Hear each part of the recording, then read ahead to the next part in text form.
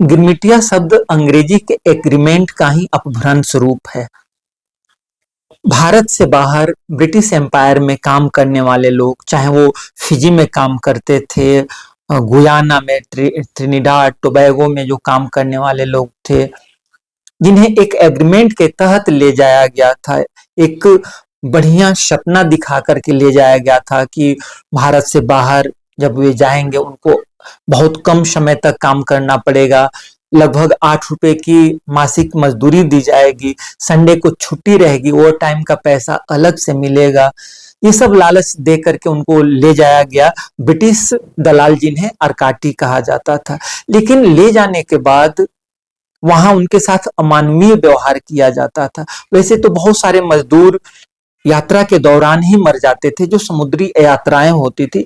यद्यपि अर्काटियों के द्वारा कहा जाता था कि मात्र 4 दिन, 5 दिन, 8 दिन में ही खत्म हो जाएगा, लेकिन वो महीनों लग जाते थे, 3-3 महीना तक लग जाता था। और उसमें क्या होता था कि हैजा से, चेचक से, बुखार से वो लोग मर जाते थे। वहां महिलाओं के साथ तो और खराब व्यवहार किया जाता था।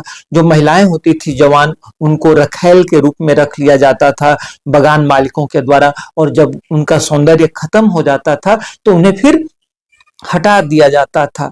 बच्चे जब बड़े हो जाते थे, 15-16 साल की उम्र के हो जाते थे, तो उनको भी काम में रख लिया जाता था। और ये सब एक वस्तु के रूप में ट्रीट किए जाते थे। उनको खरीदा और बेचा भी जाता था। उन बच्चों को, उन माताओं को या पिताओं को पता चलता था कि पिता किसी और मालिक के यहाँ काम कर रहा है, बच्चा को बेच दिया गया है किसी और मालिक के यहाँ। इस तरह से वहां के लोग यद्यपि कॉन्ट्रैक्ट पर जाते थे 5 साल 7 साल के लिए, जब वो सोचते थे कि अब मेरा कॉन्ट्रैक्ट खत्म होगा, अब मैं अपने देश वापस चला जाऊंगा, लेकिन ऐसा कभी समय आता नहीं था। उसी धरती पर काम करते करते वहां मर जाते थे। जब उनके बाल बच्चे बड़े हुए, कई जनरेशन बीत गया, संघर्ष करने लगे।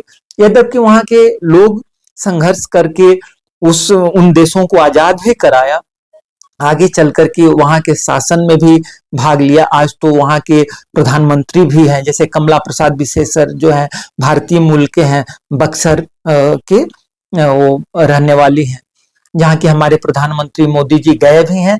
और एक बार फिर हम मतलब भारत जो है प्रयास कर रहा है कि जो लोग अपने जड़ों से वापस हो गए थे, जड़ों से टूट गए थे, उनको ओसीआई के द्वारा अर्थात ओवरसीज सिटीजनशिप ऑफ इंडिया दे करके फिर से जड़ों से जोड़ने का प्रयास किया जा रहा है।